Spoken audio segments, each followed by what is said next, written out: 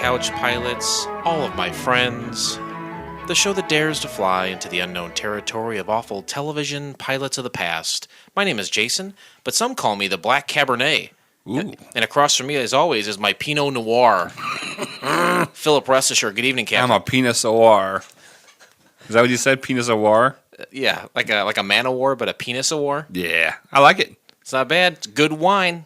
Wine, wine's cold, drink of wine. Yeah, I like wine once in a while. Molly likes wine more than me. I'll just slam some beers. Ladies like wine.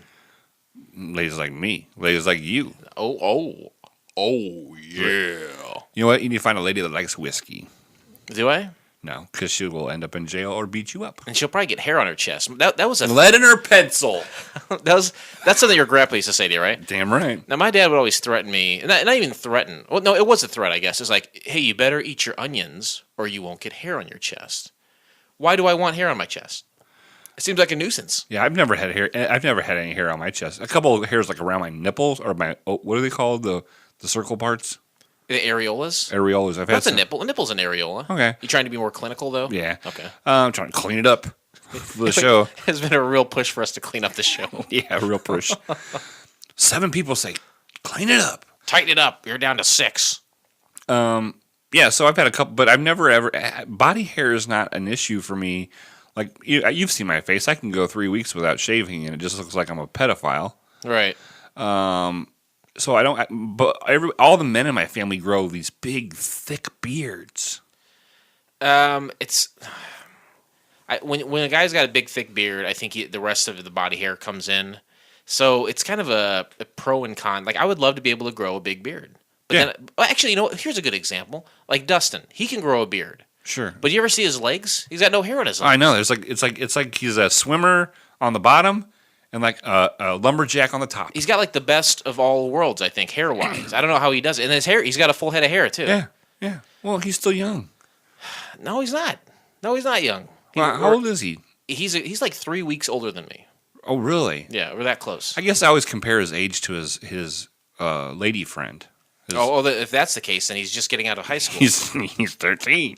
Anyway, come on, that's enough of that. Talk about that. But I think that if the more like when you lose your hair up top, it starts to migrate south. And I've got a thick, luscious head of hair, so I don't think I'm getting a beard anytime soon. Right. But at the same time, I think I'd rather have hair on top of my head if I had to pick. Oh yeah, if I had to pick, if you said Blake, you want to be bald and have a beard, or have a whole full head of hair and no beard? No beard. No beard, don't care. No beard, don't care. That's exactly right.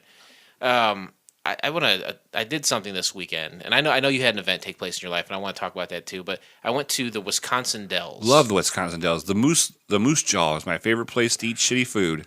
It's horrible food. Oh God. Okay, we went there. Of course, It's gross. I hate it. Yeah. I hate it. Like the place, it looks cool, but when you go in there, it's like, all right, it's an 80-minute wait. Now you have to wait 80 minutes. Okay. No matter what, you just wait 80 minutes when you get there. And we were all ready. Like, we went up there with like 15 members of my family. It was a huge cavalcade of folks. And then we go up to the Moosejaw, and they say, you have to wait forever now. And one of the members, it's my stepbrother, he's like, I love the Moosejaw. I think he had it once when he was like 5. And it was just like, oh, this is the best food ever. It's like in his head now. Sure. But it's fucking terrible. Right. Like, it's just regular. It's like there's nothing special about it. It's just the regular shit American food you'd find It's anywhere. the ambiance. Oh my God! Downstairs they have an arcade that has. They used to have the Wizard of Oz pinball machine down there. I thought of you. I saw 3 pinball machines. Damn, I'm having trouble. Star Trek.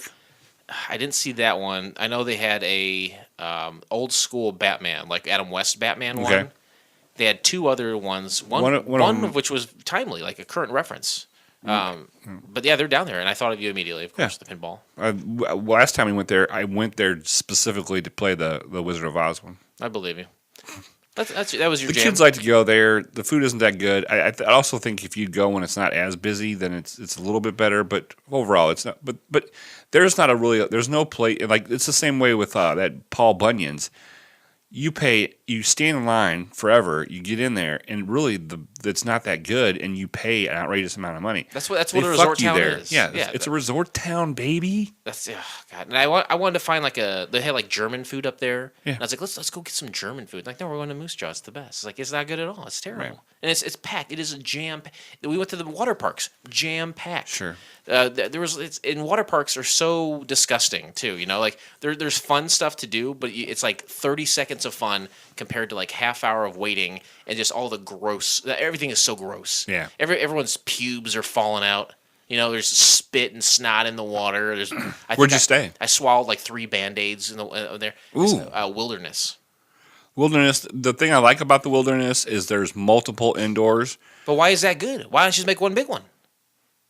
You have to like walk between all. You're right. There's like 4 different water parks indoors, and you had to walk between all of them. Right, but if you go to the Kalahari, there's just one water park. Great.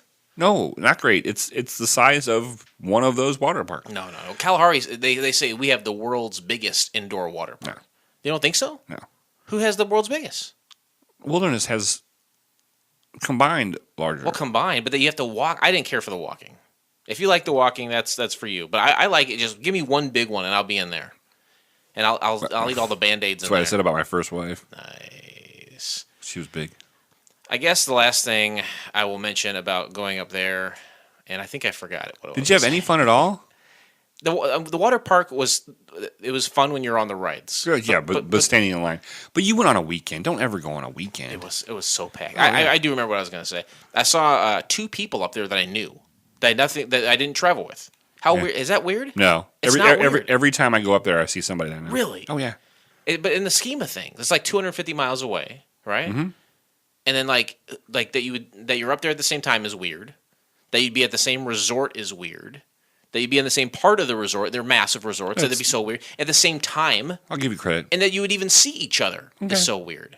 I'm just really popular, so it's not. I'm not popular at all. That's why it's so bizarre to me. Anyway, that's what I did this weekend. I'm obviously a little salty about it. So I ate a whole frozen pizza by myself last night as a result. Nice. High five that shit. You had something. I always feel miserable when I eat a whole frozen pizza by myself, but I do it. Oh yeah, no. The resulting BM was.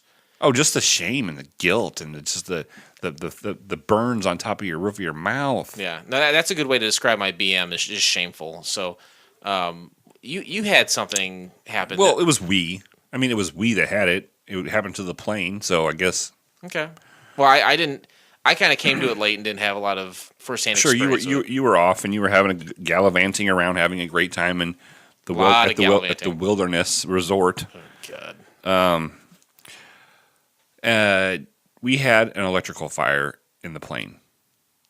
Serious stuff. Yeah, serious stuff. Like Serious stuff. It could have burned the whole plane into just ashes. We paid a lot of money for this plane. So far, it's paid off in spades. Yeah, but we've done a lot of renovations. Yeah. All that new carpet after DSJ vomited everywhere. The LED lights, the stripper pole. We got the new bungee cables in the black box. And the DJ booth. Oh, yeah. Oh, man. And it's funny. It's like we almost never use it. But how much? It was like the most expensive thing we bought. Right. We just like an aux cord. That's all we really needed. So we bought all these mixings and stuff. But electrical fires, just like Wu-Tang, are nothing to fuck with. But unlike Wu-Tang, electrical fires don't have a neck to protect. Right. So in the backpack of the plane, we have a place where we do laundry. There's a lot of our garments get dirty. Yeah, during these flights. we soil easy. Sure. Easy soilers. And the stewardess Miles was doing some laundry for us, and she went into, we call it the laundry room because it's in the back of the plane. That's what it is. And the outlet was black and on fire, and she pulled it out luckily, and the whole outlet was melted. For those people who are not familiar with dryers or electrical outlets, the outlet is usually not on fire, and it's usually not black. Sure. So those are 2 big warning signs that something was wrong. Right.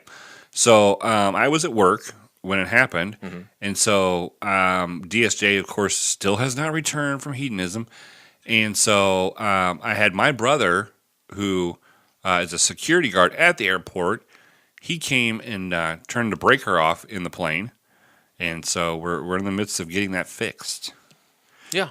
Yeah. So it was scary. We're in a borrowed plane tonight. Think about it. Mm-hmm. We could have the whole plane could have burned up. Yeah. The last episode, we would not have had a proper goodbye. No, and we would have never done another one. Yeah, but we're in a borrowed plane tonight. We're using a little 2-seater, a prop plane. Yeah, and it's a friend of ours, Captain Philip. We had him on a while back. It's one, or no, was it Andrew or Philip? Andrew. But yeah. Where did I get Philip from? Because my name's Philip, rest assured. No, I don't think that's it. Matthew Phillips? No. Vanilla Ice. No, your name is Philip, rest assured. Right, that's right. I think that's where I get that from. So Andrew let us borrow a plane. Yeah, a prop plane. I mean, it's a lot easier. I mean, the pre-checklist is like 3 things. And there's almost no laundry room in it at all. Like to say that there is none. I feel cramped, to be honest with you. Luckily, we only have 7 listeners, so we can fit them all in here. Yeah. But I'm excited. I think we're going to get it all fixed up. Probably within the next week, we're going to get it all fixed up. Hopefully better than ever, because I don't want to stay in this prop plane for another week. This pot plane? Well, they canceled Disjointed on Netflix after 2 seasons. Oh, I heard it was a huge piece of shit. Yeah, I liked it. Did you like it? It was funny. Right, yeah. It was stupid funny. Well, you're a stoner, so. Yeah. All the stones. I throw them all. Little pebbles, big rocks, I don't care. If it's a stone, I throw it. Right. Glass. We should get a glass plane and then throw stones at it. From within it. Mm-hmm. Have you ever wanted to make a ship in a bottle? No, I have no desire to do that. It seems tedious, right? And I think it's just like it's flat. You put it in there, and then you pull the string, and then the things come up. It looks. I think it's. But it's wider than the neck of the bottle. So you're saying you have to go in there with tools and put it together. I think there is a way you can do it, like super cheap. Like you probably go in there and you just twist something, and it goes sideways, and you twist something else, and the masts go up. Like, I bet there's a super easy way to do it if you really want to do it. But is this a craft you're looking to get into? No, I can't handle any more stress. I would love to get, like, a plane in a bottle. Can we do that? Oh, putting a ship in a bottle. Yeah. I'm looking that up here. Yeah, well... Oh, wow. Well, it only takes 8 minutes for this video. It takes 8 minutes. Do you want one of those? Is that what you have a desire? Where does this come from, this conversation? You don't know? You just decided to start talking about it? Right. All right, well, that's fine. What else I like to talk about? Is there anything you want to talk about? Fan feedback? Fan feedback. Hey, folks, just want to remind everybody, hey, rate us and review us on iTunes or your podcast app of choice. Leave us a review. The last iTunes review is from August 2017, so we could really use, even if you only listen to the show one time, give us a 5-star rating. Just put in some stuff. Is that someone calling right now? The pilot's hotline? Actually, it's not the pilot's hotline. It's actually someone in regards to the fire. Okay, well, let them get the voicemail. Yeah, don't call me at 6:30 at night, right? That's exactly right. So, also we have a Patreon page, and this is where the fan feedback from the first fan feedback comes from our Patreon page. It is from our newest Patreon subscriber, Catching Fire, Chris Tuckley. Yeah. Chris Tuckley, he sent us a donation, and I said, "Hey, thank you very much. Where did you hear from us?" And this is what he wrote: "Thank you both," and I wish he would have copy and paste this into iTunes. It would be great. "Thank you both very much for the care and hard work that you put into each and every flight. You are my companions on my long, long commute to work. I've tried other podcasts, but none of them quite cut the mustard for me. Your 100% commitment to your craft is what makes this show enjoyable." And you say, "Is that it?" I'm like, "No, it's not. That has to be it, right?" No. "My small Patreon donation is to express my thanks. I wish it could be more, but hopefully it will help keep you in Mountain Dew. As far as where I heard about Couch Pilots goes, I think it was from B Movie Breakdown podcast. I listened to a few episodes of that a while back. Keep up the good work, chaps." Well, thank you very much. We really do appreciate you helping us out here, keeping the lights on. And then thank you, B Movie Breakdown, for sending some love our way. Appreciate that, too. That's a great podcast. It's a wonderful podcast. What was his name? Chris, you said? Yeah, Chris Tuckley. Very cool. Thank you very much, Chris. We appreciate that. You are we sending him out a little something? I can, yeah. So I also want to go ahead and give another shout out to Dee Dee, who is also a Patreon supporter, and Lance. Not Lance Bass, but a Lance. I like this. I like this Lance. Lance. I like this Lance better anyway. That's fine. So thank you guys, and Chris. Every little bit helps. It's fine with me. Any little bit helps, and we appreciate it. Got some more fan. In fact, got some actually right before we boarded the plane. Lay it on me, brother. Lay it on me, brother. Oh, I want to hear it. I want to hear the fan feedback. It's actually there's 2 videos. Videos were sent. There's videos sent to us, and it's of Gus. We're not going to plug it in? Okay. Yeah, right. it's kind of it's just us talking. Okay. But we had mentioned on episode the Popeye Doyle one about interesting facts. You could talk to your pets about it. Yeah.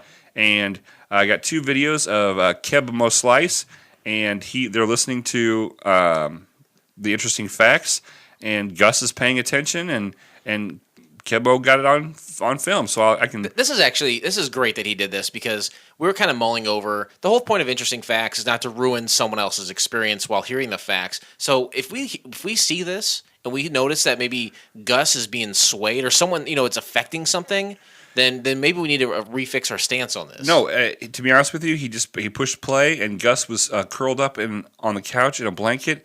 Propped his head up and was just listening to the facts. He didn't say anything. Okay. He didn't bark. He didn't whimper. The rule stands then. So I think I'm fine with that rule, and we're gonna give Gus and the family. They have a family plan. The Clarks have a family plan.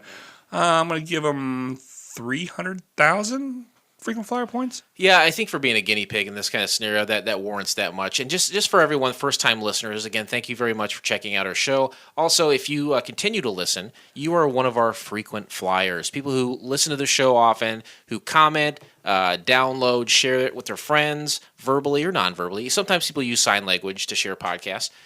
You are enrolled in our frequent flyer program, and you will receive points for contacting the show, points in a variety of different ways for goods and services rendered, right? Yeah. And what are some of the prizes that you can get? Oh, there's tons of prizes. There's used underwear. We have some signed posters. We have surprise prizes. We have aviator glasses. Many. We've had some people actually cash in their points to sit here and take a flight with us, right? Which has been very nice. And we keep track of all that with the 7,000-pound non-electrical machine. 2 of them now. We have 2 of them, affectionately and accurately known as the Pachinko machines. Yeah. Named after Al Pachinko himself. Sure. Dee Dee from Australia, she says, I normally measure my sweeper speed by the captain's episode, i.e., by the end of the show, I tend to be about 30% of my work is done. This week, I had my machine in top gear trying to keep up. I thought the Black Wombat may have been on a promise and had to be out there to meet someone. Now, is promise like an Australian word for like a date? Yeah, or out on the prowl, maybe. A promise. I like that. Yeah. So that was from our very quick episode. Yeah, Captain Fathom. Yeah, Captain Fathom. Yeah, Dee Dee cleans parking garages and parking lots. So that's what when she's talking about, like doing some sweeping and measuring. That's what she's talking. Yeah, she's about. driving one. She sent us a picture of it one time. It doesn't even have a roof on. It's a fancy machine. It doesn't have a roof on. She should get them. They should have a roof for her. You know what? Send me your boss's email address. And send me his social security number, too, please. Sure. Thank you, Dee Dee. Dee Dee also commented on season 12, episode 4 of Fugly, and she says, Captain Reshisher is taking it up. Assume brace positions. And she sent us a little meme of a stewardess diagonal bracing in the plane. Now you had attempted to hijack the plane, essentially, and take over some of my duties. Yeah, I tried to get it up, and then the plan was for me to do everything in the middle. And then I was going to bring it back down, and that didn't work because that's not the way we usually do things. You were drunk? I was also nervous. Were you okay? Do you remember any of it? I remember. I saw a spreadsheet with too many tabs. I remember you said that you did not remember having Lori Garcia. I don't remember that part. I don't remember that part at all. Speaking of Lori Garcia. Dee Dee, that was the episode that that Lori called in, and Dee Dee put hashtag Lori Garcia as a classy bitch. Yeah, she's right. Who? I know a lot of bitches, okay? I know a lot of bitches, my friend. As a matter of fact, I make a lot of promises to them, all right? Right. But none classier than Lori Garcia. Exactly. They're all classy. Dee Dee's classy, too. Ladies and gentlemen, the captains have turned on the fasten seatbelt sign. Colonel Jessup, did you order the code red? You don't have to answer that question. I'll answer the question. You want answers? Yeah. I think I'm entitled to them. You want answers? I want the truth. You can't handle the truth! Son, we live in a world that has walls, and those walls have to be guarded by men with guns. Who's going to do it? You? Lieutenant Weinberg? I have a greater responsibility than you can possibly fathom. You weep for San Diego, and you curse the Marines. You have that luxury. You have the luxury of not knowing what I know. That Santiago's death, while tragic, probably saved lives. And my existence, while grotesque and incomprehensible to you, saves lives. You don't want the truth because deep down in places you don't talk about at parties, you want me on that wall. You need me on that wall. You use words like honor, code, loyalty. We use these words as the backbone of a life spent defending something. You use them as a punchline. I have neither the time nor the inclination to explain myself to a man who rises and sleeps under the blanket of the very freedom that I provide and then questions the manner in which I provide it. I would rather you just say thank you and went on your way. Otherwise, I suggest you pick up a weapon and stand post. Either way, I don't give a damn what you think you're entitled to. Did you order the code red? I did the job. Did you order the code red? You goddamn right I did! Couch pilots. Nice. I liked it. That was intense. People sometimes they don't know what the show is about. It's about a code red. That's a great. Have you ventured into code red Mountain Dew territory? No, I don't. I can't have red number 6. Remember?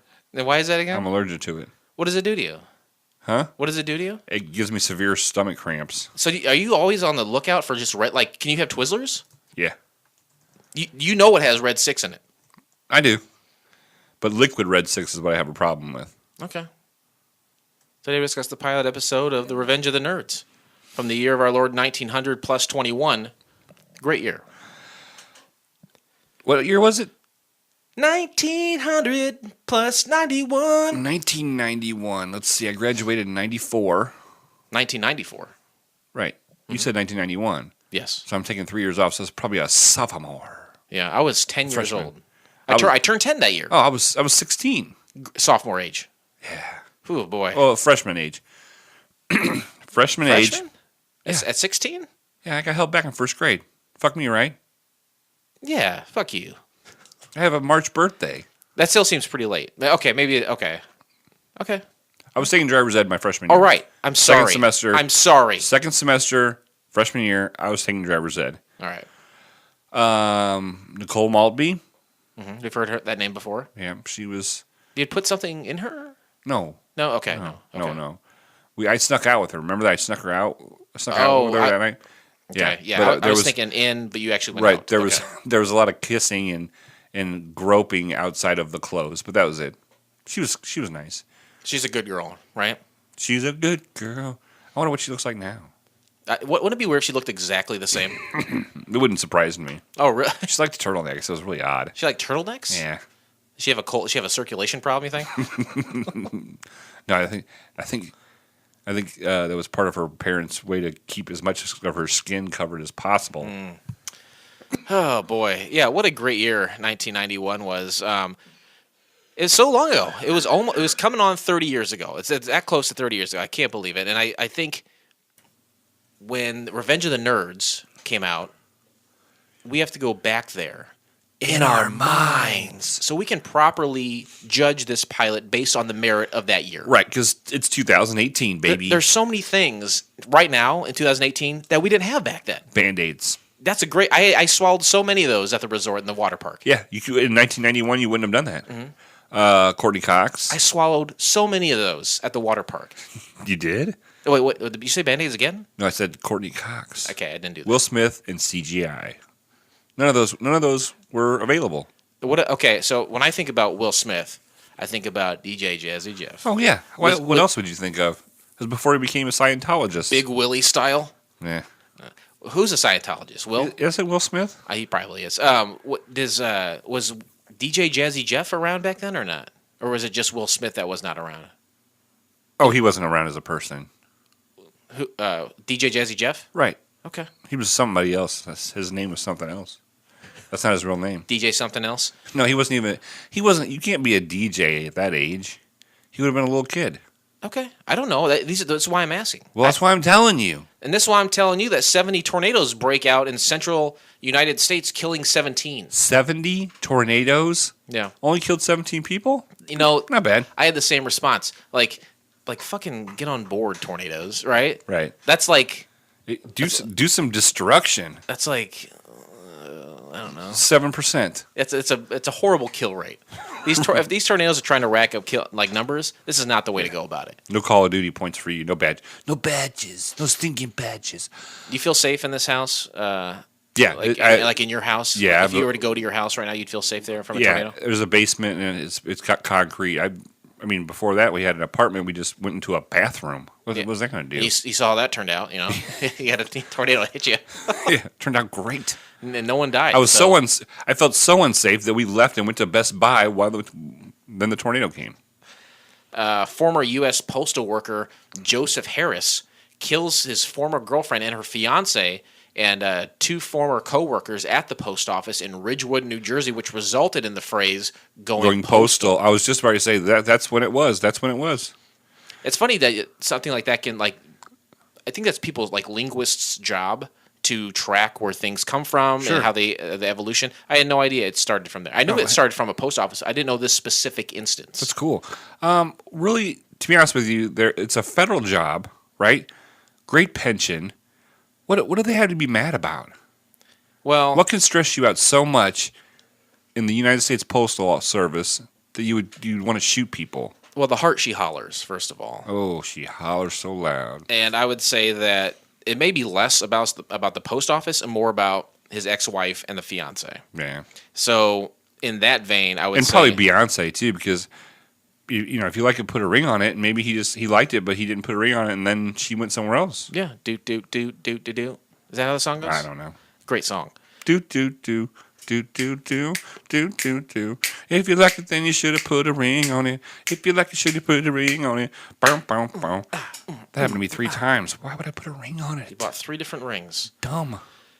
I think the post office was like a casualty of war there, Sure. where it was just like, oh, well, he did it at a post office. He was going postal. It's like, no, he's pissed off, and there's a couple of friendly fire situations where he killed some other coworkers. Friendly fire. They were in the way. Yeah. They wouldn't give him a book of stamps. What's going postal? When people say it now, which I don't think it's people don't say it a lot now, but after when it gained steam, people would say it, and they didn't necessarily mean as it was related to the post office. At the post office, they didn't go get mad at the post office. It's like when somebody gets really mad and goes off their rocker. Have you ever gone postal? Yes. Is there a time that you can recall that you like to share? Cannot discuss most of those. Oh no. They were pretty severe. Okay, that's fine. But in those times, you would say you went postal. At one time, I was in the middle. I was like, I'm going postal. That's really and the cop said, knock it off. That's a self-actualized moment for you. You really, in the moment, realized it helped calm me, and then stated you were going postal. That's very big of you. I respect you. Oh, thank you, sir. 911 emergency number tested in U.S. northwestern cities. They're just getting 911 in 1991. I guess. Is that why they call it 911? Because it was in 1991 on January. Yes. Man. Good thinking, Lincoln. Good thinking. And this also the same year. I think, what did we do before that? We screamed. We screamed, I'm going postal. I'm so in need of an ambulance. That was the same year. Who would I call if I needed an ambulance? I wish there was numbers, preferably 3 numbers, 2 of which would be the same that I could call. That's back when you used to have a magnet on the side of your refrigerator. It had emergency... poison control, police. Why did they say ambiance? That's French. That's French for ambulance. That's pretty good. I didn't know you knew French. Oui, oui. Why does Poison have its own number? Well, because they're a great band. Look what the Cat Drag did, right? Oh, living my life like the band. Yeah. I'm thinking like poison, like, oh, that No. kid actually drank a bottle of Windex. No, it's like if you were having a party, Yeah. and then like it was kind of getting lame. Yeah. Call poison. And they would come and control the situation. Mm-hmm. They would come in. They would set up their gear. They would spray their hair. No put their idea. makeup. Pick up that guitar and talk to me. I had no idea. CC DeVille. See, I've never called that number. Now, see, you should have. You missed out on so many parties. So I could call him. I could call Poison Control right now, and Poison would come to my house. I don't know if that number is still in service. I don't, because I think some of them are dead. They had a limited. I don't think so. Is it? Like I think some of them are dead. CC should be dead, right? Oh. Was there a guy named Six in there? No, Nikki Sixx was Motley Crue. No. All right. Well, CC DeVille, not only is he so ugly, he should have been in the Ramones, but I think he did so much drugs that he should be dead. He should be as dead as the guy from the Rolling Stones, not Mick Jagger. Keith Richards. Yeah, he should be as. God, how are those guys living? Large. And in charge. And that's it. My mind is safely and securely in 1991. Right, I'm there. And so then now when we watch this, we can rate it properly. Oh, Bret Michaels. We didn't even talk about Bret Michaels. What about him? About his hairdo? Well, because he was like one of the main members, right? Yeah, he had a dude, and he's bald now, right? Right, and CC is a homely looking dude. And then Ricky Rocket was the drummer. Remember Ricky Rocket? He I looks remember like Ricky Rackman. Ricky Rackman. Why did we choose to watch this show? 3 simple criteria. Put it on the board. 3 simple criteria. I'm going to talk to you about them right now. First, it had to be a one and done. All right, only one episode was made. Whether it aired or not is irrelevant. And then done. It was done. 2, we had to find it on the interwebs. You had to scour, but if you found it, it was acceptable. It's fair game, right? And lastly, it had to be free. Yeah. We got 3 great Patreon supporters, but we don't have enough to be paying for these pilots.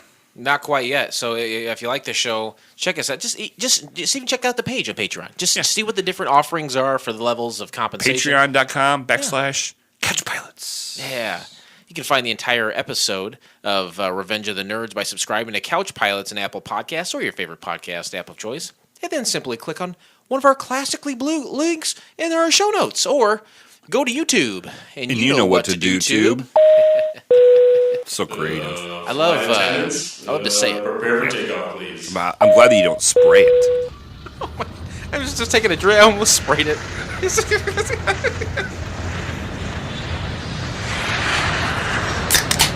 get things cracking Oh, shall we ever. on the prop plane.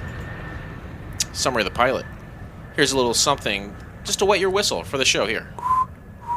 The unaired pilot, based on the movie of the same name, Lewis, Gilbert, Booger, and Wormser, are kicked out of their dorm by the Alpha Betas, so they join the Lambda Lambda Lambda fraternity and get revenge on the jocks. You know what? That is a good summary. It's quality, it's meaty, but not too fat. Yeah.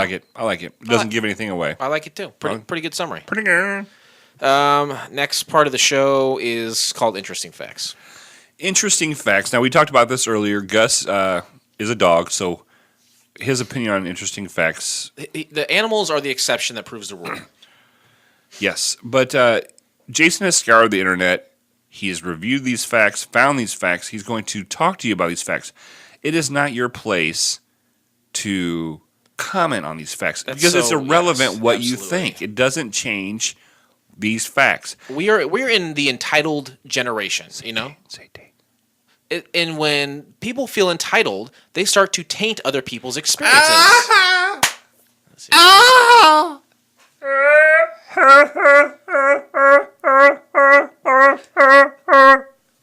Can we isolate that? Can that be the new theme song? Yeah. We don't want anyone's experience to be ruined by others commenting. Or tainted.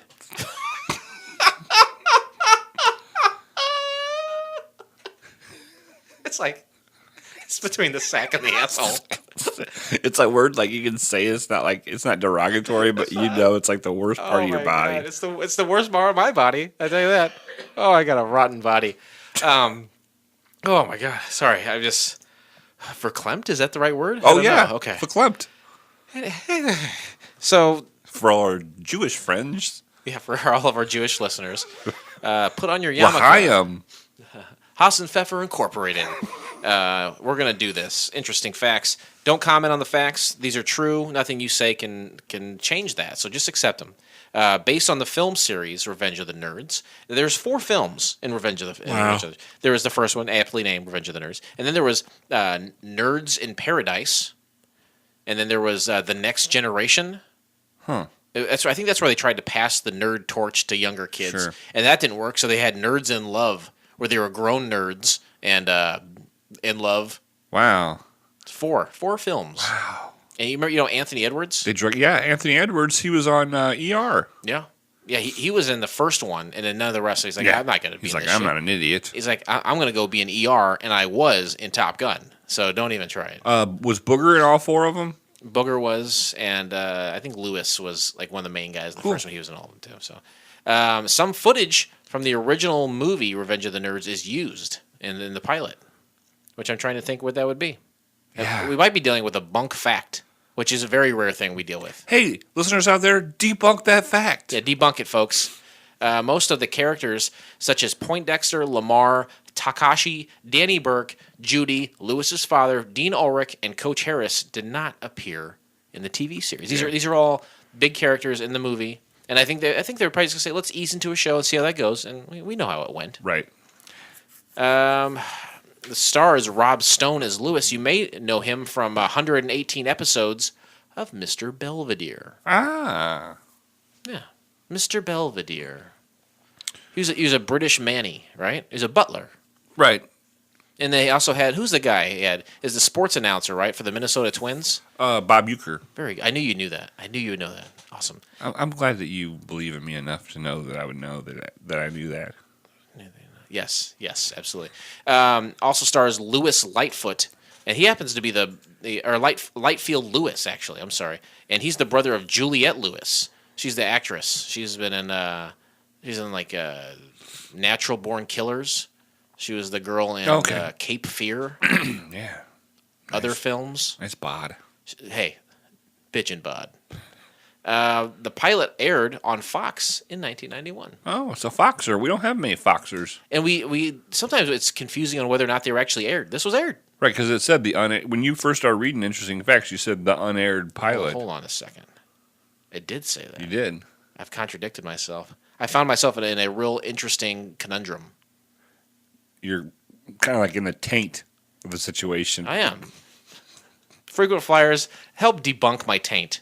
The pilot appears on the Panty Raid edition of the Revenge of the Nerds film on DVD and Blu-ray disc. Okay. So if you want to see that a lot. We see that happen a lot. They do throw it in collections and stuff, but yeah, if you want to see a crystal clear version of this, which we did not, because it would cancel out the rule of it being free. Right. Then you too can watch this on DVD and Blu-ray disc. So interesting facts over. Okay, good job. I appreciate your time and efforts. I appreciate. Although you contradicted yourself, but no, I feel really weird. I feel like I need to exposed. Yeah, like your taint spread out. Yeah, just on display for the whole world to see. Twitter responses. Twitter responses. Jason got some Twitter responses. I did not. In a world where we hate everything except for the things we love, there's the Low Blow Podcast. So join me, Adam Z, as I scour the internet for all the things I want to talk about, interview interesting people, and try to get good stories out of them, most likely, but definitely pick on Florida, because let's face it, it's Florida, and it truly wouldn't be the Low Blow Podcast without Florida. So find us on all your favorite podcasting apps of choice, and eventually, if Spotify ever decides to pick us up, on Spotify too, as well as lowblowpodcast.net, appropriately inappropriate. Oh, Dave. Oh, you stopped it. I did, because it doesn't make sense. Dave is back, right? Right. Adam, get off your butt and make a new one. Make a new promo. All right, is he on Spotify yet? I don't listen through Spotify. I listen through Apple Podcasts. Oh, he's not on. All right, what's that? Just us. And Adam, you got some work to do, all right? Get it together. The pilot is 22 minutes. It's a sitcom, as you would think. It'd be weird to turn into a drama, I think. Right, yeah. It wouldn't make much sense as a drama. 22, 24 minutes. I like the speed of this one already. Yeah, but I mean, we can't really run the pantheon of pilots by only watching 22-minute episodes of things, because that's largely comedies, and we have to see dramas. We have to see thrillers. We have to see Thriller and Vanilla. Come on.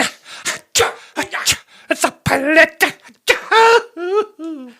It starts with a computer, of course. Yeah, And it says the evolution of nerds. yeah. It begins this, and begins the song. It's the evolution song, and it's the intro, and it has some cartoony pictures on the screen, and it's going, showing the evolution of man.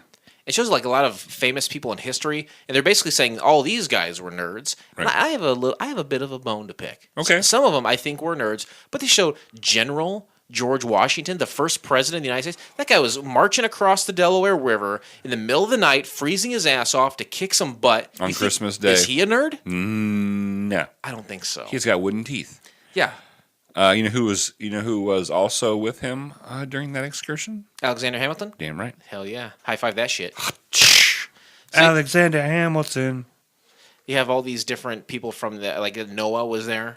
You had like Einstein, Ben Franklin. Some of those guys were nerds, for sure. But not George Washington. Right, and the characters in the show, they show the pictures of them, the video of them, and they're singing along with the song. Mm-hmm. Get ready for the nerd attack. Yeah, it's kind of a Devo-esque style song. That's exactly what I thought. It was like very Devo-esque. Well, if you've seen, I know you haven't seen hardly any films in your life, but the very first Revenge of the Nerds film, the nerds dress up like Devo and put on a Devo-like concert. Sure. So and Devo is largely nerd math rock. Yeah. So it makes math sense. rock. I like that. That's a real thing, actually. That's how nerdy that goes.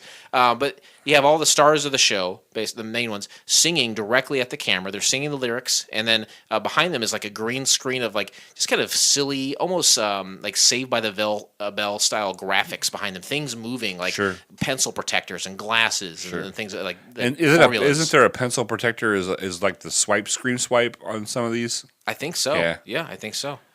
Yeah, you're right. Get ready for the nerd attack. And you know what?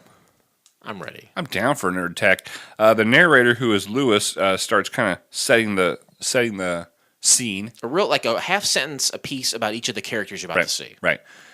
Booger, Gilbert, and Wormser. That's a dumb name. Is an 11-year-old genius that is in college now. They're at Adams College, is the name of the school. And then, he says Lewis, he's living with Gilbert, and they're standing around their new dorm, and they're kind of joking about jocks, and they do the classic nerd laugh there. And of course, right off the bat, an untimed laugh track. It did not sync up well with the jokes. It was like, some of these jokes, it seemed like the laugh track started too early. Yeah, I don't like this. I guess for this style of show, it makes sense for there to be a laugh track, but it always feels so fake and annoying and disingenuous. Mostly when it's the same cut. I wonder if there's a guy out there who's getting sweet residuals from his laugh track. Yeah. Could be.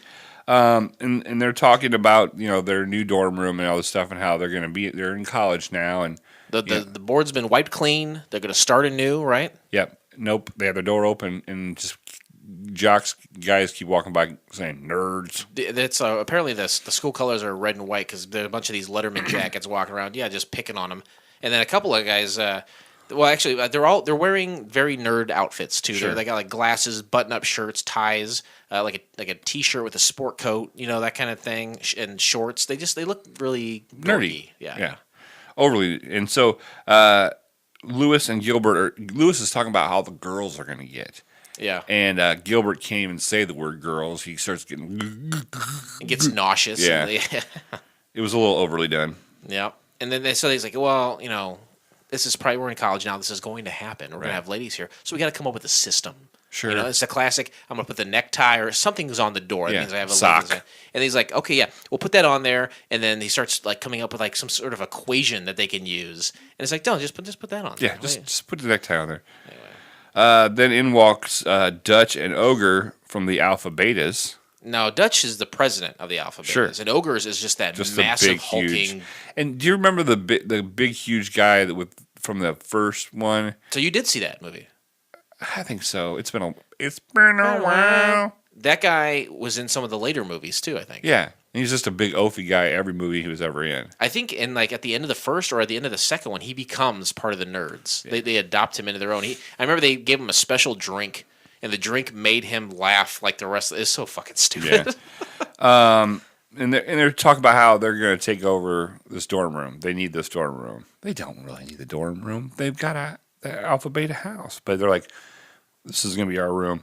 And they when they come in, they bring in Booger and Wormser. Yeah, Ogre's got one each under his arm. Yeah, and the kid who plays Booger, who was he as a little kid? What was he on? I think I missed it during Interesting Facts. I think I skipped over it, but he was Oliver from the Brady Bunch. Yes. One of the last season ditch efforts Sure, to, just to inject some popularity and a young kid into the show. And then Wormser has his underwear on his head.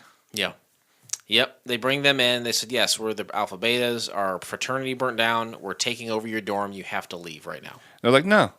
They can't stand up to him. They're like, no. Yeah, they try to stand up we're to in him. college now. You guys had to push us around.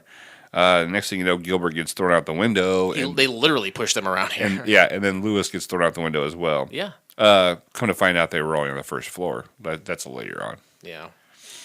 Yeah, that's what happens. Booger basically says, hey, I bet you can't toss that guy out. And so basically Booger gets the other dude thrown out the window right. too. And and then the next scene you got a couple of cheerleaders, right? Oh yeah, they're in the student hall or like the student bookstore, and the cheerleaders are all talking about the nerds. Yeah, they're definitely on board with the jocks, saying that picking on the nerds is funny. It's a good time. They deserve it. Did you recognize the head cheerleader? No, the blonde one. She had a story arc on growing pains as Mike, the young Mike Seaver, his one of his girlfriend for a while. I think it was Julie before Jesus. Before he married Jesus. That's right. So they in this scene, the cheerleaders are at the student center or the lobby somewhere. And the girls, the nerds are like, we're gonna go up and talk to him. Yeah. No, it didn't work. Well, they're doing it. Is this where they're doing the pyramid, or that's later? No, that's later. That's at the end. Well, they go in there and they're like, well, let's we got to find a place to live. They just threw us and all of our crap out of our dorm room, so we got to find a place to live. So they go over to the board, and there's like tons of like roommates needed. Yeah. Booger picks one and he's like, look, this is easy. So who's gonna be my roommate? And all the people go up and rip off all their things and run away. They don't want anything to do with Booger. Who could blame him? He looks like a nerd. Yeah, he doesn't look like a nerd so much as a hippie. He does kind of look like, yeah, you're right. Yeah. He's got the long hair, glasses. Like Booger in the movie was just like gross. He still looked like a nerd, but he looked gross. Yeah. This guy just looks like a hippie. Yep. Like somebody that follows the Grateful Dead around. Mm-hmm. I agree. Gilbert is having an allergic reaction to the cheerleaders, and Lewis he was gung ho about talking to him. Right? Oh yeah. So the cheerleaders then kind of like encourage the nerds to pledge. She's like, you guys should pledge a fraternity, but she's doing it to fuck with them. Yeah, and like, they don't know that. They don't Alpha realize Beta wants you guys. You guys should pledge for Alpha Beta. Yeah. So the jocks then come in, and then the nerds scram because they kind of come in and intimidate them. And this is the only thing I laughed about was right here is Wormser is reading the atoms on the girls chilling out. A very busty cheerleader, right? And he's eye level with a busty cheerleader. It says atoms across the front, right? He's like, those are some nice A's. Nice. So they go through a hazing process basically, and they say they have them in the shower lined up like in their underwear, and they're like spraying them with water and like throwing eggs. Yeah, at they're like, them. have you ever had sex? And they all go, no. And they throw more water on them. And they're like, no. And then they keep asking them the same question over and over. And then they put eggs on their head. I don't know. They keep asking them the same question, no matter what they answer. It's like, we get it. We know. You don't even have to ask them. It's obvious. They just want to humiliate him even more. And the next scene, they go back into the student center, and apparently all four of these nerds had been tarred and feathered. Right, but they have feathers all over them. Yeah. Obviously, they're not tarred in real life. Not real tar, but that's what they say happened. Sure. They're not real tards. Oh, okay. No, tar, like you put on the string. Oh. Retard and feather. Lewis is upset that Gilbert isn't up for fighting back against the jocks, but then so he gets up and he starts to rally the troops. He starts an impassioned speech. Yeah, and the revenge. The live audience loves this. By the way. They're just the guy's just fucking ram-handing that button, just pressing the audience applause button. Yeah. And then they have the more narration as that scene ends. They say they want to start their own fraternity. Right. So the next scene is they are in an office. And behind him is the Lambda Lambda Lambda logo. Yep. And they're talking to the head of it. Yep. And that used to be the butler. What show was he the butler on? He was the show on Fresh Prince of Bel-Air, maybe? No, not that. No. I would recognize him. He was a butler on some show, some sitcom. This is older. Not Benson, was it? No, Not, he looks like LeVar Burton. A little bit. Different. Was it Different Strokes? I can't remember now. And so they're talking about they want to form their own chapter, and they go through this whole spiel. Well, come to find out, this is an all black fraternity. Yeah, and not only is the guy they're talking to a black fellow, but all the pictures on the wall of past fraternity triumphs are all of black folk. And it's very obvious that that's what they are. But they said it's I think quite literally the last fraternity. Right, even like the nerdy engineers wouldn't even take them, which doesn't make sense. They would be right home. Open arms. I don't get it either. And they say, hey, P.T. Turner, come on into my office, and he's the resident advisor, and he's telling the boys, you guys got to quit. Yeah, he's like, you guys. And they're trying to tell him how black they are, right? Right. They're so black. And then finally, as a last-ditch effort, Wormser is like, hey, your bylaws say that anybody can at least get a 60-day trial. Yeah. The kid is a genius, right? Yeah, he read the whole book in 5 minutes. Yeah. This is my favorite part of the show here, I think, too. Now, when P.T. Turner, again, who's the older black gentleman who would be the resident advisor, he's got all the nerds standing up. He's assessing them. He's looking them over. And like I said, telling them to quit. It's like, you guys aren't tri-lambda material. It's not going to work. He says to Gilbert, he says, hey, you call that a chest? He's like, it's just a place to hang my nipples, sir. Right. I thought that was funny. Pretty ridiculous. Anyway, so they do agree to do a 60-day trial. And he says, and PT's like, come on, man, I don't want to do this. Even other white people don't want to be with them. Right. And so they next shot is of this crappy house that they buy. Yeah. And they're going to fix it up, and that's going to be their fraternity house. But it was like a house that people had been murdered in. There was police tape everywhere. Yep. And then I don't really understand the bit about Puffy, the hamster. I didn't. It's really dumb is why you didn't understand it, because they says, hey, look at this thing I've been working on. It's like, oh, what's this thing? It's a setup. Yeah, it's totally a setup. He's like, hey, this thing helps us work out while we're doing other things. Right, we don't have to work out. We can be doing math and stuff, and it's going to help us work out. He's like, I don't want to. Gilbert's like, I don't want to sweat or anything. He's like, no. It's this remote control thing that controls the contractions on our muscles. So even while we're studying, we just use this remote control, and it'll flex our muscles for us, which will then make mass. He's like, well, how do we know it works? He's like, well, I got it on our hamster over there. And there's like a little cage with a hamster in it. And so he's pressing the button, and you see the hamster start to move up and down, right? And then Gilbert's like, oh, let me try it. So he cranks it up, and it fires the hamster out of the cage and into the wall. And through the drywall into the wall. So it's just his butt sticking out right by the door. And it looks funny, and it's obviously ridiculous, the whole thing. But then apparently they find out that it really wasn't the hamster. It was just that. Right. He's like, oh, that was just a robot one. Next thing you know, there's a brick flies through the window. That always happens, right? Sure. The old brick in the window with a message on it.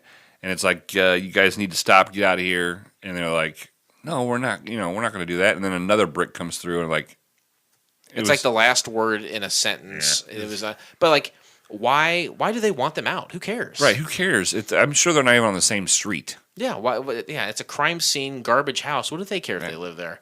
PT is then very frustrated with the tri-lambdas. He gives them this big rah-rah speech about what a real Lambda Lambda Lambda is, and he I don't think he's trying to pump them up. He's trying to show them that they're not that material. He really is very frustrated by them, and then that kind of ends the scene. And there's a narration into the next scene where Lewis he told the alpha betas to meet them back at that same student center, right? But in his mind, he's like, "We're gonna get revenge. We're gonna get revenge. We're the nerds. We're gonna get revenge of the nerds." Right. Oh, yes, yeah, very good. So the jocks and the football guys, they show up because they're there for picture. They're going for their pictures. Oh, I missed that part. Yeah, that was why everybody was, and that's why he said to meet them there, because they were already going to be there because they were getting their pictures taken for the yearbook. Well, they're ready for that. And they're also ready to fight. They're ready to beat the hell out of these kids. Yeah, and Lewis gets up in Dutch's face and it's like, I'm gonna, go ahead and come at me, bitch. I'm gonna beat your butt. I'm gonna pitch you and punch you in the taint. I'm gonna kick you right in the butt. Did I just say pinch your taint? Check the tape. Check the tape. I'm gonna pinch him right in the taint. Yeah, it looks like that's they did. Weird. Wow, that's nuts, man. And then you hear that nuts, taint nuts. These nuts. What an asshole. Yeah, full. It's the unholy genital. What is that? Bermuda Triangle. Butt Muda Triangle. Hey-yo. Slam dog. Bow, wow, wow. That's Gunsmoke, right? Yeah, it's some Gunsmoke action. These kids are ready to throw down. Yeah, they're gonna fist fight him, right? Yeah, and the jocks start to come at them, and then what happens? Everyone over there pulls out a remote control. Right, and they start making them like. They shock all the jocks. It's a shock jock. That's good. It's a shock jock, Blake. That's good. I like it. Oh no. Hey, da. Hey. Yeah, so they're using this thing that Lewis had devised for them to exercise. They're using it on these guys, and they're all twitching and stuff and falling all over the place. They finally run out of the room. And they're like, "Hell yeah!" How does that work, though? I don't understand it at all. Because why aren't they shaking themselves and twitching themselves? So years ago, we were at this house, me and some friends, and they had these little patches, and they're connected to wires, and it was basically and it moved your muscle. Yeah. You've seen those things. Yeah, right? I had one once. I had a sciatic nerve issue, and so I used to at night. I would work third shift. When I was at the desk, I would have it on these pasties on my sciatic area. Yeah. And one night, me and my buddy put them on our fingers, and we just turned it on. And our fingers just went crazy, and for like an hour, we sat and played with it. Pretty nuts, right? Yeah. Nuts. So I gotta think. Is it something like that? Did they put something in those guys' uniforms, and when they put them on, it would shock them? They didn't even go into that. They didn't explain it whatsoever. Nope. It just we had to accept it as what we saw from the previous scene with that hamster. Right, and that was the whole point of the hamster. I guess so. So the jocks, like you said, they run away. The nerds circle up and dance around PT. And then Booger's like, "Oh yeah," because the girls, the cheerleaders, were in a pyramid getting their picture taken. He dives down right in front of them on the floor, right before the picture's taken. He pushes the remote. A whole pyramid falls down on top of him. Nice. That's what I want, right? Yeah. That's all I can hope for the next generation, too. Full-fledged outro with nerd glasses and pencil protectors. The end. Turbulence, the beginning. Please remain seated as we are now crossing a zone of turbulence. Boy, oh boy. How many times have we seen a TV show based off of a film? Quite a few times. I'd say probably in the roughly 10. I think it's a good number. I would say so. I would say a nice, healthy chunk of this show, 8%, have been that. And it's not on purpose. People have heard of Revenge of the Nerds, so maybe they'd be interested in checking out what the pilot would be like and get some listeners our way. Sorry for you, this show is not very good. Not at all. What would you do to improve this show? Well, it didn't even really have the feel of the movies. God, I don't think you can improve it very much. I don't think there's anything you can do. Get rid of the laugh track, obviously, but would that even make it any better? I don't think so. It's just a dumb idea. I don't know. When I knew you were going to ask me that because you've asked me that before. How would I improve it? Probably like 115, 116 times. And I thought about it. I there's nothing I wrote down that had anything to do with making it better. Yeah, this show. Wow. Even today, I will talk to people who will be like, you know what? When in high school, I was like a nerd. I didn't really see like that was.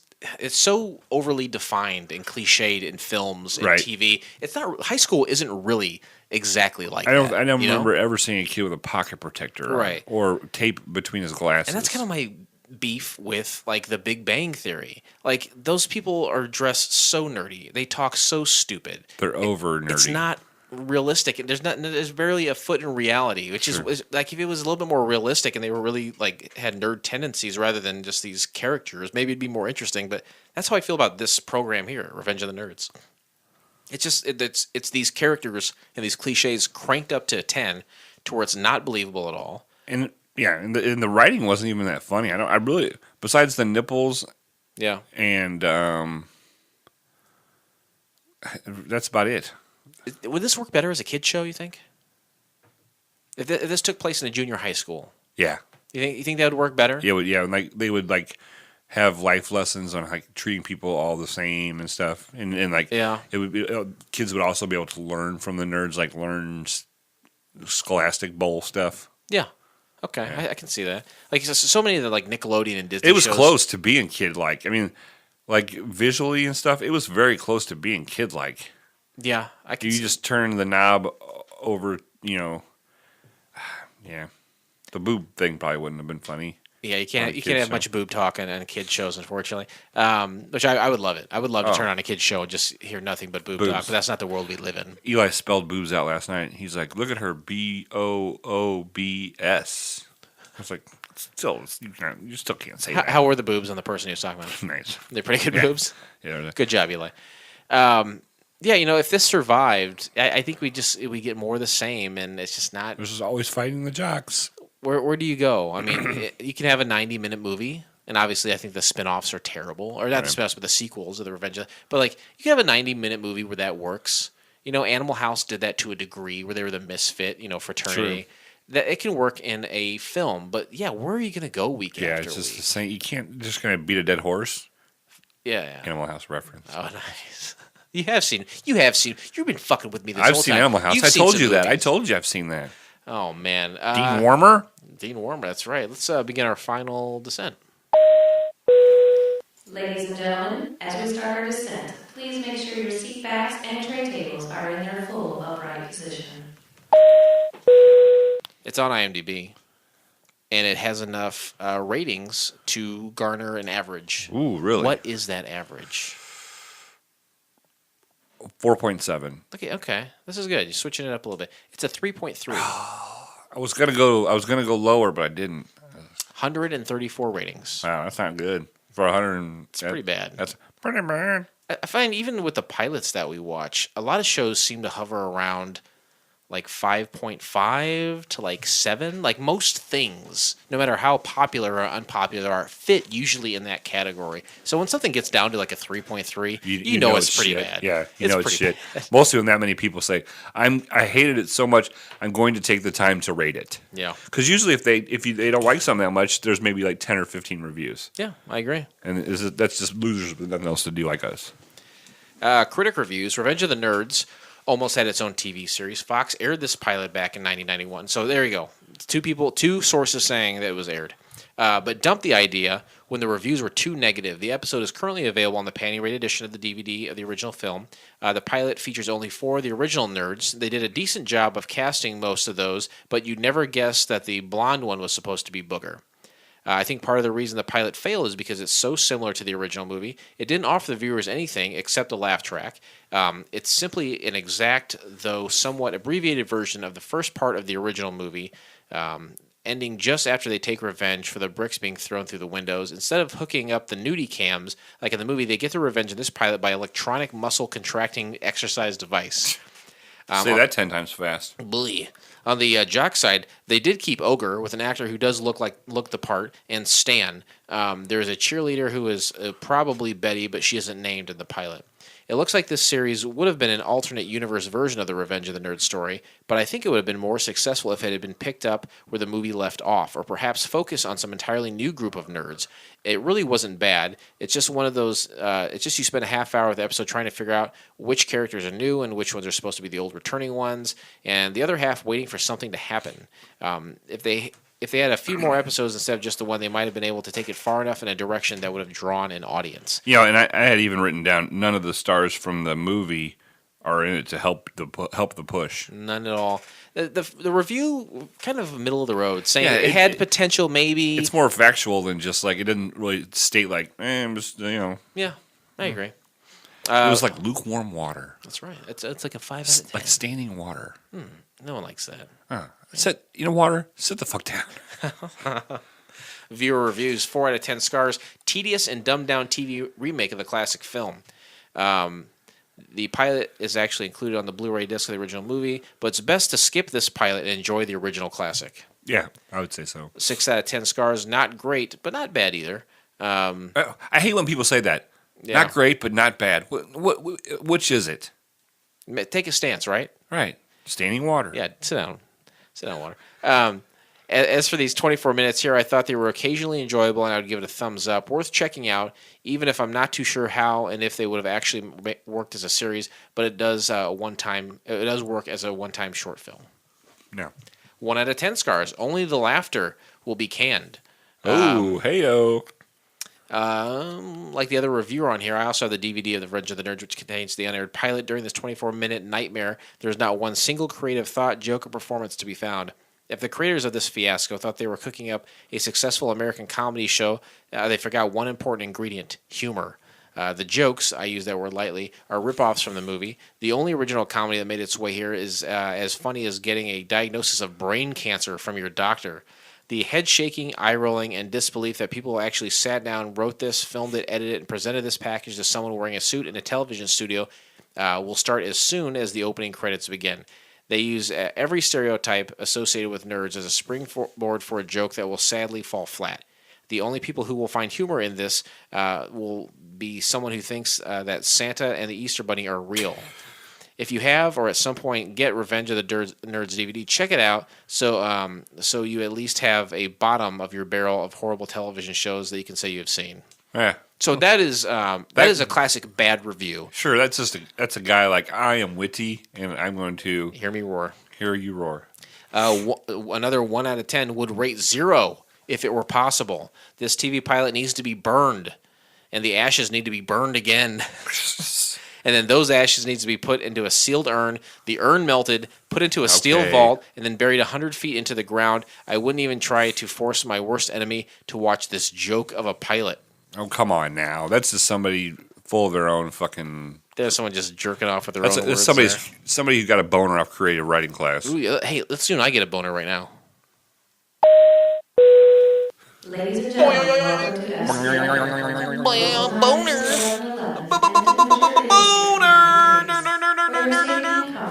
Please remain seated with your seatbelt fastened until the captains turn off the fasten seatbelt sign. Bing bong. Bing bong. Hello. Hello. Do you remember the show? It was like a few years ago. It was like Nerds versus Babes or something. It was like a game show, like a reality game show. Yes. It had the Booger. Yep. And the Lewis, I believe. Yeah, that was kind of a funny show. I think it was called King of the Nerds. Thank you. Oh, you're welcome, sir.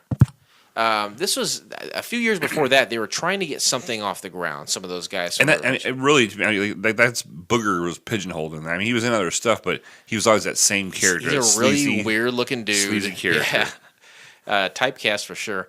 But these guys tried to get something off a few years before King of the Nerds, but something else nerd-related was out at that time, so they shelved it. Came back a few years later with a new idea, King of the Nerds, and that lasted, I think, 2 or 3 seasons. Yeah, but I liked watching it just because of the hot babes. Was it on TBS or something? Was that right? Fox, maybe? Oh, really? Yeah, I think it was a Foxer. Awesome. Well, now it's time to rate the show, right? We've really been through it. I think the listeners at home have a pretty good idea of how we feel about this, but we're not going to cement that until we give it a rating. Sure. And our rating scale is very simple. It's 1 through 7, 1 being the worst. That's Roy Biggins. And 7 being the best, Brian Hackett. And these all steps come from our favorite show, Wings. Characters from Wings. Yeah. You want to go through them real quick? Sure. Like you said, number 1's a Roy Biggin. Number 1 is a Roy Biggins. Do you want to say the names or the numbers? I'll say the numbers this time. Okay. Number 2, Faye Yetton. I mean Faye Cochran. Whoops. Number 3, Antonio Scarpacci. Number 4, Joe Hackett. Number 5, Formerly Lowell Mather. Boom, boom, boom, boom. Friend of the show. Now Bud Bronski.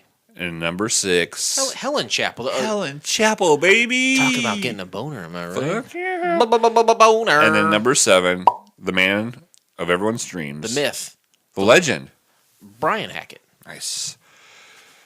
Captain Philip, rest assured, I turn to you. How do you rate Revenge of the Nerds? I gotta go 1. I couldn't even find enough to make this better. Like, I originally had put a 2 because of the nipple joke and because of some boobies, but I got to bring it down to a 1. Like, it didn't have the movie feel. The 4 main characters were not strong characters. I didn't get any vested interest in it at all. Yeah. I mean, I was just waiting for it to get over. Yeah, I didn't like this either. I thought it sucked. I'm gonna go 1 higher. I'm gonna give this a 2. I've seen the worst of the worst. Sure. Okay. You and I, obviously, we hate ourselves, or we wouldn't be doing this. We wouldn't be subjecting ourselves to watching garbage. I've seen the lowest of the low. And while this is not good, and why I would not want to watch it again or subsequent episodes had they been made, I know for me, in my book, this is not the worst thing I've seen. So I give it a 2. There are very few redeeming qualities. I would not recommend watching it, even if you are a fan of the film. It's not good. Yeah, if you're a fan of the film, definitely don't watch it because you're just going to be disappointed even more. Like I don't remember the movie. Like I mean, I probably saw it, but I don't remember it. Right. And so I didn't have any nostalgic part. So you would say that the Revenge of the Nerds TV pilot we just watched tainted your experience for the movie. Tainted love. The show is built on the back of his songs. Tainted love. Whoa. Whoa, we close the book on Revenge of the Nerds, and we will never speak of that pilot again. Ever! But join us next time, won't you please, when we watch the pilot episode of Mr. Ed. Here's a little something to wet your whistle. A made-for-television movie my ass, based on the television show about the talking horse. Sherman Helmsley delivers the voice for Wilbur Post, I guess is his name. This is awful. Sherman Helmsley delivers the voice for Wilbur Post's exceptional equestrian, the talking Mr. Ed. You can find the entire episode by subscribing to Couch Pilots in Apple Podcasts or your favorite podcast app of choice, and then simply click on one of our classically blue links in our show notes. Or go to YouTube. And you know what to do, Tube. Hoo-ha! You want to hear my Wilbur imitation? Or my Mr. Ed imitation? Yo, please. Wilbur! Now, that is not the one from the TV show. That's a classic, Mr. Ed. Oh, yeah. You want to hear my one about the one we just watched? Yeah. Yo, Wilbur, motherfucker! Slap a bitch and smack a hoe! Okay. Both wildly different interpretations, but honestly, painfully accurate. Thank you. And thank you so much. Contact us. Please do it. There's a handful of different ways. You can go to couchpilotspodcast.com. That's a great website. It's just, you go there on your phone if you want, and there's a little search bar, and any show that we've done, you can just put some keywords in there. It'll pop up the show. They're all available. They're all free. And then all of our social media outlets are right there, too. So any form of social media that you want to contact us in that you're signed up for, click it. It'll go right to us. And you can even email us from there, as well as you can even find our dial-in number, which... It's 910-745-6871 or 910 Pilots 1. Leave us a voicemail. We love getting voicemails. We miss everybody. I'm worried about Tyler. We have not heard from him in a while. Well, it's been a few weeks, but we heard from him. Didn't he leave a couple long ones recently? It's been a while. Yeah, I'm sure he's out there holding the South down like we're holding the Northern aggression down up here.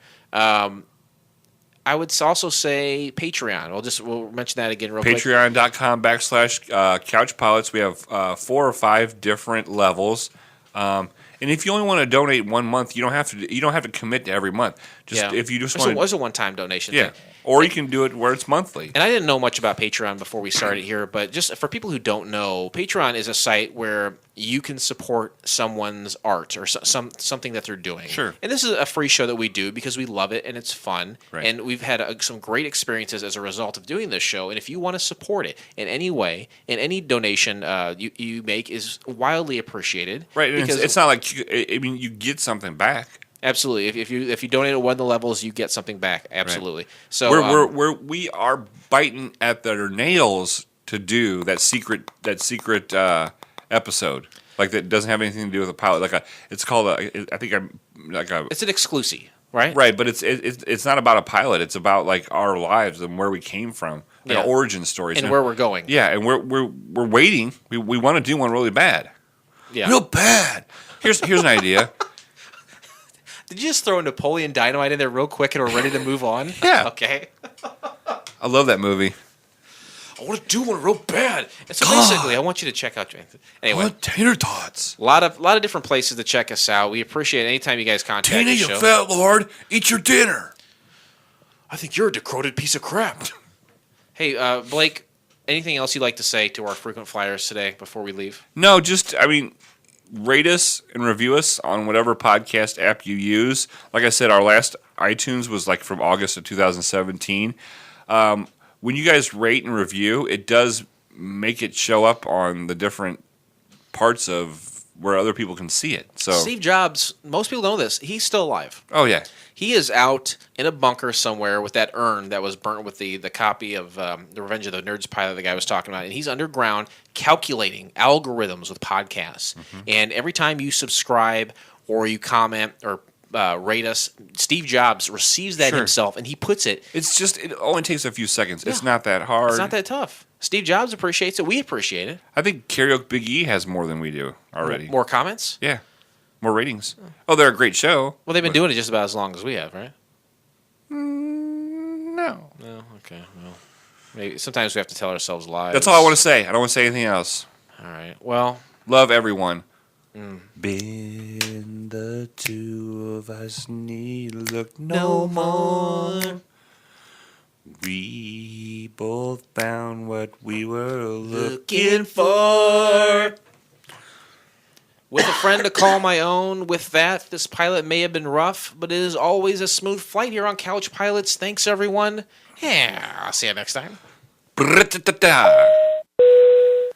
behalf of Couch Pilots and the entire crew, we'd like to thank you for joining us on this trip, and we are looking forward to seeing you on board again